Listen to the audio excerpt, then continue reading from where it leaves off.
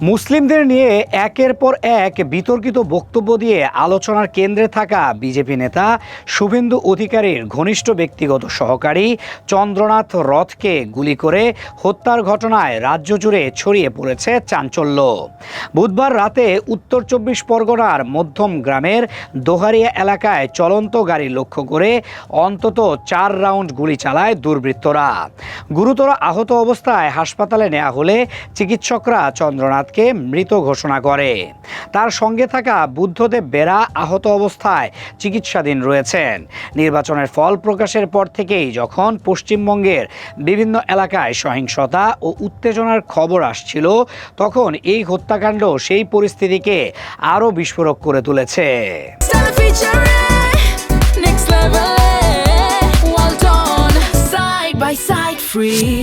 এর আগে নিজের মুসলিম বিরোধী বক্তব্যের কারণে আলোচনায় ছিলেন শুভেন্দু অধিকারী।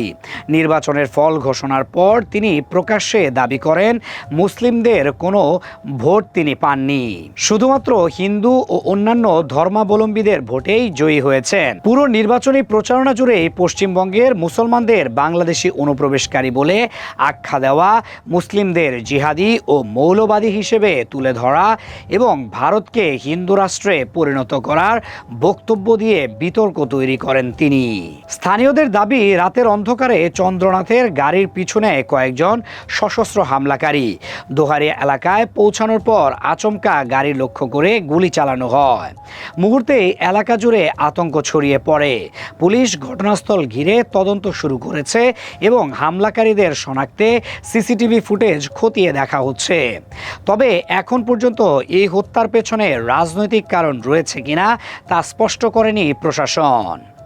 রাজনৈতিক সূত্র বলছে, ভবানীপুর উপনির্বাচনে শুভেন্দু অধিকারীর প্রচার টিমের অত্যন্ত সক্রিয় সদস্য ছিলেন চন্দ্রনাথ রথ ও বুদ্ধদেব বেরা। ফলে এই হামলাকে নিছক অপরাধ হিসেবে দেখার সুযোগ কম বলেই মনে করছেন অনেকে। বিজেপির পক্ষ থেকে দ্রুত দোষীদের গ্রেফতার ও নিরপেক্ষ তদন্তের দাবি জানানো হয়েছে। নির্বাচনের ফল প্রকাশের পর থেকেই মুর্শিদাবাদ, মালদা, উত্তর দিনাজপুর ও উত্তর ২৪ পরগনার মতো মুসলিম অধ্যুষিত এলাকায় উত্তেজনা ছড়িয়ে পড়েছে।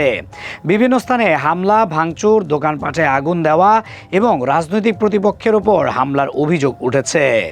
স্থানীয়দের একাংশ দাবি করছেন, বিজয় মিছিলকে কেন্দ্র করে সংখ্যালঘু সম্প্রদায়ের মধ্যে ভীতি তৈরি করা হচ্ছে। এরই মধ্যে শুভেন্দুর ঘনিষ্ঠ সহকারীর হত্যাকাণ্ড পুরো পরিস্থিতিকে আরও অস্থির করে তুলেছে।